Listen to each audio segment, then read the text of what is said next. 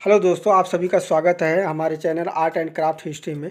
दोस्तों, आज हम बात करेंगे मॉडर्न कलाकारों की, उनके जीवनी के बारे में, उनके चित्रों के बारे में बात करेंगे। इससे पहले भी हम एक वीडियो बना चुके हैं जो मॉडर्न कलाकारों के ऊपर। अगर आप उस वीडियो को नहीं देखें तो प्लीज़ उस वीडियो को देखिए, जिसमें बहुत ही इम्पोर्टेंट चीज़ बताए गए हैं कलाकारों के बारे में, उनकी पेंटिंगों के बारे में। आज भी हम कुछ उस तरीके से बात करेंगे। आगे बढ़ने से पहले हम चाहेंगे कि अगर हमारे चैनल पे आप नए हैं तो प्लीज़ हमारे चैनल को सब्सक्राइब करिए, लाइक करिए और कमेंट जो भी करना हो कमेंट करिए। तो चलिए देखते हैं। हमारे सबसे पहले कलाकार हैं के.जी. सुब्रमण्यम, जिनका जन्म जो है केरल में 1924 में हुआ था और मृत्यु 2016 ईस्वी में हुई थी। इनका उपनाम जो है मनीदा है, के.जी. सुब्रमण्यम का, और इनका पूरा नाम जो है गणपति गणपति सुब्रमण्यम। तो याद रखिएगा दोस्तों, के.जी. सुब्रमण्यम का पूरा नाम गणपति गणपति सुब्रमण्यम या धनपति गणपति सुब्रमण्यम है। इनका जन्म केरल में हुआ था। इनकी शिक्षा जो है नंदलाल बोस और विनोद बिहारी मुखर्जी के निर्देशन में शांति निकेतन में पूरा हुआ था। के.जी. सुब्रमण्यम म्यूरल, चित्रकार और लेखक तीनों रूप में बहुत ही प्रसिद्ध कलाकार थे। ये 1974 से 76 तक ये भारतीय हैंडलूम बोर्ड के अध्यक्ष भी रहे हैं। उसके बाद 20 वर्षों तक भारत सरकार के ये डिजाइन सलाहकार के रूप में भी रहे हैं। इन्होंने लखनऊ में अंधेरे का राजा यानी कि the king of dark chamber 1962 में इन्होंने बनाया था म्यूरल, जो टेराकोटा में बनाया था। लगभग 13,000 टेराकोटा टाइल्सों से इन्होंने बनाया था, जिसको हम the king of dark chamber के नाम से जानते हैं। ये हमारे लखनऊ के रविंद्रालय भवन में इन्होंने बनाया था। रविंद्रालय के दीवारों पे 81 × 5 फीट का ये म्यूरल इनका जो काफ़ी फेमस है लखनऊ में। उसके बाद इन्होंने दिल्ली में बनाया था गांधी दर्शन नामक म्यूरल, जो काफ़ी फेमस है। के.जी. सुब्रमण्यम बड़ौदा कला विद्यालय में भी काफ़ी समय तक अध्यापक के रूप में रहे हैं।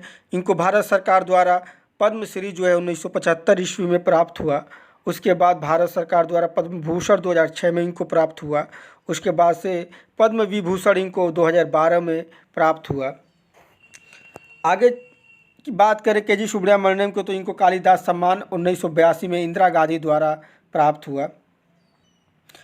के.जी. सुब्रमण्यम भारत में सबसे पहले इन्होंने सेरीग्राफी, जिसको सिल्क स्क्रीन प्रिंटिंग, अपनाने वाले प्रथम कलाकार जाने गए।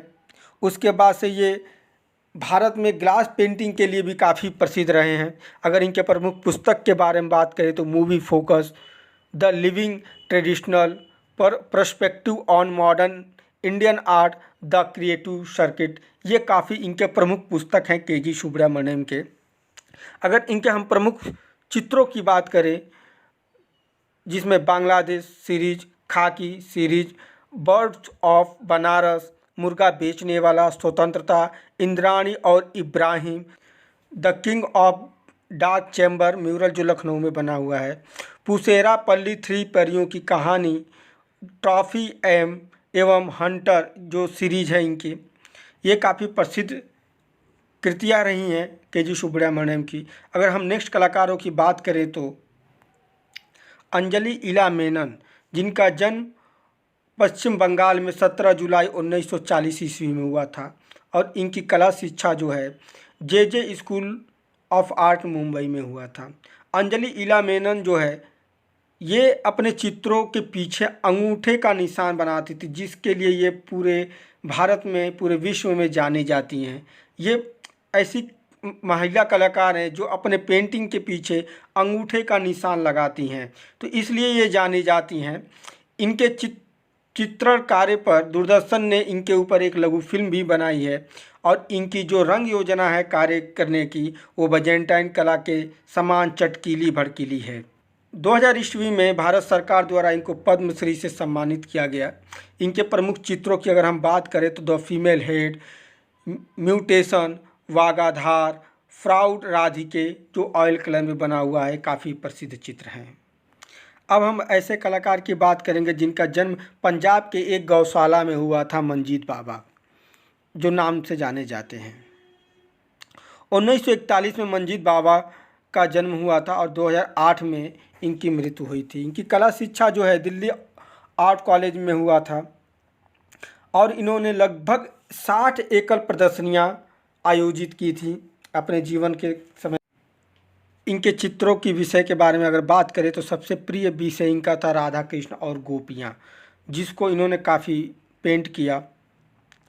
मंजीत बाबा को ललित कला अकादमी का राष्ट्रीय पुरस्कार और भारत भवन भोपाल का विनाले पुरस्कार भी प्राप्त हो चुका है। मंजीत बाबा को अति यथार्थ चित्रकार के रूप में हम सभी जानते हैं। और अभी अभी हम बात कर रहे थे कि अपने पेंटिंग के पीछे अंगूठा लगाती थी अंजलि इला मेनन, लेकिन मंजीत बाबा ऐसे कलाकार हैं जो अपने पेंटिंग के पीछे दस्तखत यानी कि हस्ताक्षर करते थे। मंजीत बाबा के ऊपर एक फिल्म भी बनी हुई है मीटिंग मंजीत के नाम से, जो जानी जाती है। इनके चित्रों पर बसोली शैली का प्रभाव पड़ता है सबसे ज़्यादा।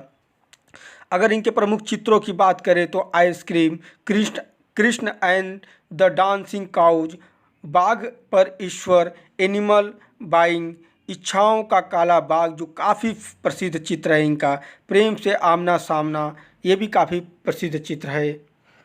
नेक्स्ट कलाकार की हम बात करें जो चित्रकार के साथ साथ गुजराती भाषा का श्रेष्ठ कवि और लेखक एवं इतिहासकार और कला समीक्षक भी था, जिसका नाम गुलाम मोहम्मद शेख, जिनका जन्म 1937 ईस्वी में हुई थी, गुजरात में हुई थी। गुलाम मोहम्मद शेख जो है बड़ौदा कला विद्यालय में शिक्षा प्राप्त करने के पश्चात वहीं पर कला इतिहास के प्रोफेसर भी नियुक्त हो गए। गुलाम मोहम्मद शेख अपने चित्रों में हिंदी वर्णमाला का प्रयोग करते थे। 1983 ईस्वी में इनको भारत सरकार द्वारा पद्मश्री से सम्मानित किया गया और 2004 में इनको पद्म भूषण से भी सम्मानित किया गया। इनका जो चित्र है सबसे प्रसिद्ध शहर बिकाऊ, जो विक्टोरिया एंड अल्बर्ट संग्रहालय लंदन द्वारा खरीदा गया था। इनकी पत्नी का नाम नीलिमा शेख। अगर इनके प्रमुख चित्रों की हम बात करें तो सबसे प्रसिद्ध इनके जो चित्र है बोलती सड़कें, शहर बिकाऊ, दुनिया का नक्शा, त्रिफलक, पहाड़ी के पीछे, द ट्री ऑफ लाइफ, लंबी अनुपस्थिति के बाद घर वापसी, journey and passages, about waiting and wandering, काफ़ी प्रसिद्ध चित्र गुलाम मोहम्मद शेख के रहे हैं। अगर हम नेक्स्ट कलाकार की बात करें तो डॉल चित्रण करने वाले विकास भट्टाचार्य हैं, जिनका जन्म 1940 में हुआ था और 2006 में इनकी मृत्यु हुई थी। इनका जन्म कलकत्ता में हुआ था और इनकी कला शिक्षा भी सबसे पहले कलकत्ता के Indian college of art and craftsmanship में हुआ, उसके बाद कलकत्ता कला विद्यालय में इनकी कला शिक्षा पूरी हुई। इनके बनाए गए चित्रों पे फोटोग्राफ जैसा प्रभाव दिखता था, इसलिए इनको फोटोग्राफी अति यथार्थवाद कलाकार भी लोग मानते थे, समझते थे। लेकिन ये विकास भट्टाचार्य पूर्ण रूप से अति यथार्थवादी कलाकार के रूप में प्रसिद्ध रहे हैं। इन्होंने अपनी प्रथम एकल प्रदर्शनी 1965 में कलकत्ता में की थी। 1971 और 72 में इनको ललित कला अकादमी का राष्ट्रीय पुरस्कार भी प्राप्त हुआ है। अगर इनके प्रमुख चित्रों की हम बात करें तो हमने बताया कि गुड़िया सीरीज जो काफ़ी प्रसिद्ध है।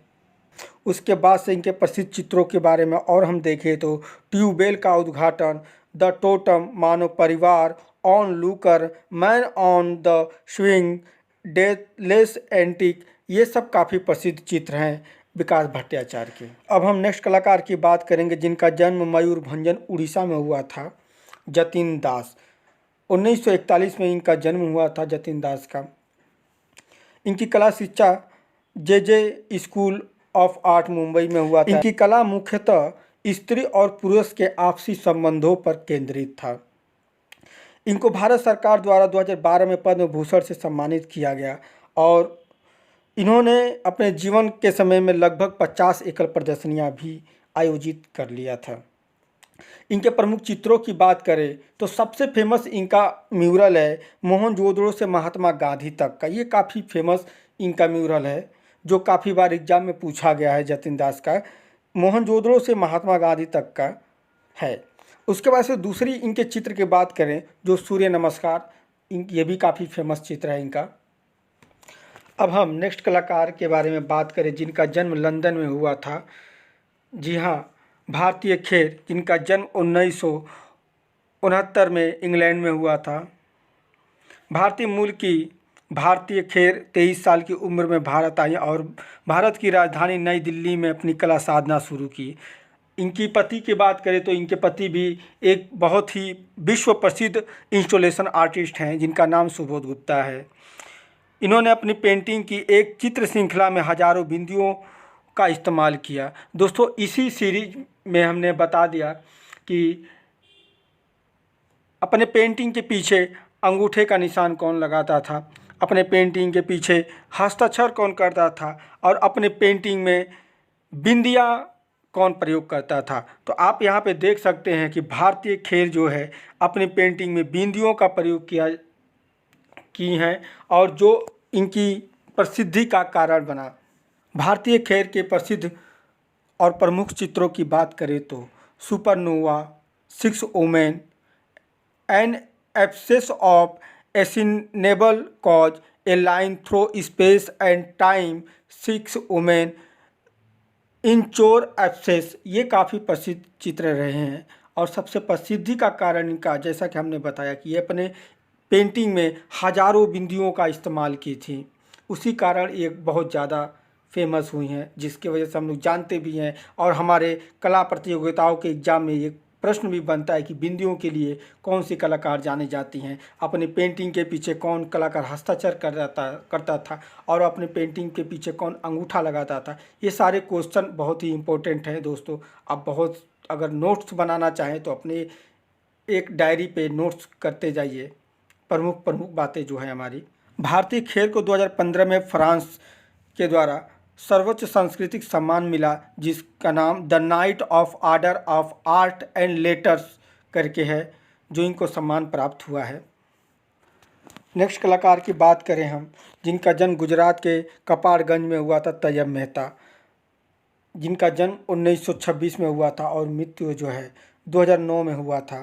तैयब मेहता जो है अपनी कला शिक्षा जे स्कूल ऑफ आर्ट मुंबई से पूरा किया और 1965 में इनको ललित कला अकादमी द्वारा प्रथम राष्ट्र पुरस्कार भी मिला हुआ है। 1968 में इनको प्रथम त्रिनालय इंडिया प्रदर्शनी में इन्हें स्वर्ण पदक की भी प्राप्ति हुई है। इनके चित्रों में मुख्य रूप से अभिव्यंजनावादी का प्रभाव दिखाई पड़ता है और ये अंग्रेजी चित्रकार डेविड हॉकनी और फ्रांसीसी बेकन से काफ़ी प्रभावित थे, उनके चित्रों से काफ़ी प्रभावित थे। और तैयब मेहता का झुकाव भी चित्र के साथ साथ फिल्म की तरफ भी था, जिसमें 1970 में इन्हें फिल्म कुनाल पर क्रिटिक अवार्ड भी मिल चुका है। और इनके प्रसिद्ध चित्रों की बात करें तो सबसे प्रसिद्ध चित्र इनकी काली और सेलिब्रेशन, जो 2006 में करोड़ों करोड़ों रुपए में बिकी हुई है। तैयब मेहता के प्रमुख माध्यम की बात करें तो सबसे प्रमुख माध्यम इनका एक्रेलिक रहा है और इनके चित्रों की प्रमुख विशेषता की बात करें तो फॉलिंग फिगर रहा है, जिसको गिरते हुए शरीर के नाम से जाना जाता है। अगर हम इनके प्रसिद्ध चित्रों की बात करें तो जैसा कि हमने बताया, काली, सेलिब्रेशन, गिरते हुए शरीर, ये सब काफ़ी प्रसिद्ध चित्र हैं इनके, जो हर एक एग्जाम में पूछे जाते हैं। इनके अलावा भी चरक, संघालों का बसंत उत्सव, रिक्शा खींचने वाला, ट्रेडर्स बुल जो सीरीज चित्रण है इनका, कर्ण ये भी सीरीज चित्रण है, ब्लैकेड एनर्जी, महिषासुर जो काफ़ी प्रसिद्ध चित्र है इनका, महिषासुर, एक औरत का शरीर, त्रिफलक ये भी बहुत फेमस चित्रण है तैयब मेहता की, त्रिफलक, बकरी को दुलारता हुआ महिला का हाथ, ये काफ़ी प्रसिद्ध चित्र है। अब हम नेक्स्ट कलाकार की बात करेंगे, ज्योति भट्ट, जिनका पूरा नाम ज्योतिन्द्र मनशंकर भट्ट है, जिनका जन्म 12 मार्च 1934 ईस्वी में भावनगर गुजरात में हुआ था। इनकी कला शिक्षा बड़ौदा में पूर्ण हुई थी और ये ग्रुप 1890 के प्रमुख छापाकार के रूप में बहुत प्रसिद्ध थे। 1974 के बाद इनकी कला में फोटोग्राफी आकृतियों जैसा प्रभाव दिखाई देता है। ज्योति भट्ट जो थे एक पुरुष चित्रकार थे, हालांकि काफ़ी जो स्टूडेंट हैं वो कंफ्यूज रहते हैं कि ज्योति नाम कहीं महिला कलाकार तो नहीं है, तो हम यहाँ एक क्लियर कर दे रहे हैं कि ये पुरुष कलाकार हैं, जो जैसा कि आप स्क्रीन पे देख सकते हैं। इनको भारत सरकार द्वारा 2019 में पद्मश्री से सम्मानित किया गया। अगर इनके प्रमुख चित्रों की बात करें तो सबसे फेमस चित्र इनका देवी जो छापा चित्र है, दूसरी छापा चित्र की बात करें तो काफ़ी फेमस चित्र है बनी ठनी, जो ज्योति मनशंकर भट्ट का छापा चित्र है बनी ठनी। अब हम ऐसे महिला कलाकार की बात करेंगे जिन्होंने बांग्लादेश की नारियों को बहुत ही क्रिएटिव ढंग से चित्रण किया है अपने चित्रों में, जिनका नाम है बी प्रभा। 1933 ईस्वी में महाराष्ट्र में जन्मी बी प्रभा और इनकी मृत्यु जो है 2001 में नागपुर में हुआ था। इनकी कला शिक्षा जो है नागपुर कला विद्यालय में हुआ था। उसके बाद जे स्कूल ऑफ आर्ट मुंबई में भी इन्होंने कला शिक्षा प्राप्त की। जैसा कि हमने बताया कि बंगाल देश की नारियों को इन्होंने अत्यंत मार्मिकता से अंकन किया हुआ है अपने चित्रों में। इनकी कला में लोक कला परंपरा का समावेश है। इनके चित्रों में जो नारी आकृति इन्होंने बनाई है, जैसे कि नारी आकृतियों की लंबी गर्दन, लंबे चेहरे, लंबी भुजाएं, अंगुलियां सहित जो है लंबे शरीर, काफ़ी इन्होंने इस तरीके से चित्रों का निर्माण किया है अपने चित्रों में। अब हम ऐसे कलाकार की बात करेंगे जो अपने चित्र श्रृंखलाओं को मेटा स्केप कह के पुकारता था। जी हाँ, अकबर पद्मश्री, जिनका जन्म जो है 12 अप्रैल 1928 में हुआ था और मृत्यु जो है 6 जनवरी 2020 में हुई थी। इनका जन्म मुंबई में हुआ था और इनकी कला शिक्षा भी जे स्कूल ऑफ आर्ट मुंबई में हुआ था। इन्होंने कैंपुग्राफी के नाम से अपने कंप्यूटर चित्रों की प्रदर्शनी भी बनाई। इनके जीवन पर केंद्रित कुमार साहनी द्वारा एक फिल्म भी बनाई गई जिनका नाम एज ऑफ क्रो फ्लाई है। 2010 में इनको भारत सरकार द्वारा पद्म भूषण से सम्मानित किया गया। अगर इनके प्रमुख चित्रों की बात करें तो नीले औरतें पीले में, नारंगी अनावृतियाँ, ये जो काफ़ी प्रसिद्ध 2 चित्र हैं अकबर पद्मश्री की। अब हम नेक्स्ट कलाकार की बात करेंगे जो मूर्तिकार, परफॉर्मेंस एवं फोटोग्राफर के रूप में जानी जाती हैं, एन पुष्पमाला, जिनका जन्म 1956 में बेंगलोर में हुआ था। अगर इनके प्रमुख माध्यम की बात करें तो इनका प्रमुख माध्यम टेराकोटा है और इनके प्रमुख मूर्तियों की बात करें तो एंड देन व्हाट हैपेंड करके इनकी प्रमुख मूर्ति रही है। नेक्स्ट कलाकार की बात करें जो अपने बनारस लैंडस्केप के लिए जाने जाते हैं, राम कुमार, जिनका जन्म 23 सितंबर 1924 ईस्वी में शिमला में हुआ था और मृत्यु जो है 14 अप्रैल 2018 में हुई थी।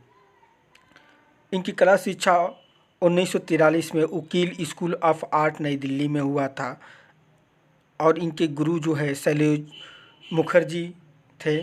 दिल्ली में शिक्षा प्राप्त करने के पश्चात इन्होंने पेरिस जाके लगभग 1950 में आंद्रे लोहाटे के निर्देशन में कला अध्ययन किया। रामकुमार अमूर्त घनवादी शैली के चित्रण कार्य करते थे और इन्हें मुख्य रूप से दृश्य चित्रकार यानी कि लैंडस्केप कलाकार के रूप में जाना जाता है। इन्हें मनुष्य की सभ्यताओं का कलाकार या चित्रकार कहा जाता है। इन्होंने कागज़ पर मोम के रंग व काली स्याही से चित्रांकन की तकनीक भी की। रामकुमार चित्रकार के साथ साथ साहित्यकार और कहानीकार भी थे और इनकी प्रथम प्रदर्शनी 1948 में शिमला में हुई थी तथा इनके कुछ चित्र जो है इलस्ट्रेटेड वीकली ऑफ इंडिया नामक मैगजीन में इन्होंने प्रकाशित कराया था। इनको भारत सरकार द्वारा पद्मश्री 1972 में प्रदान किया गया और 1986 में इनको कालिदास सम्मान द्वारा सम्मानित किया गया। चित्रों की बात करें तो जैसा कि हमने बताया बनारस घाट इनकी श्रृंखला है और खंडहर, विलोपित स्त्रियां, अलविदा, अतीत, उड़ान, परिवार, नगर दृश्य, श्रद्धांजलि, दुल्हन, युद्ध का आतंक, स्नातक, बेरोजगार, परिव्यक्ता, दमयंती, माधुरी स्मृति, अंधेरा जंगल, मजदूर की मौत, आधुनिकता का संहार, काफ़ी प्रसिद्ध चित्र हैं रामकुमार के। रामकुमार आज के इस वीडियो के आखिरी कलाकार हैं। दोस्तों, हमारे भारतीय मॉडर्न आर्ट में बहुत सारे कलाकार हैं जिनको एक वीडियो में समाहित करना हमारे बस की बात नहीं है, इसलिए हमने कई वीडियो में इसको डिवाइड कर रखा है। तो हमारा ये दूसरा पार्ट है मॉडर्न आर्टिस्टों का हम बहुत ही जल्द तीसरा पार्ट भी लेकर आएंगे। आई होप कि हमारा वीडियो आप लोगों को बहुत पसंद आया हो। हम चाहते हैं कि अगर आप हमारे चैनल पे नए हैं तो प्लीज़ हमारे चैनल को सब्सक्राइब करिए। Thanks for watching my video.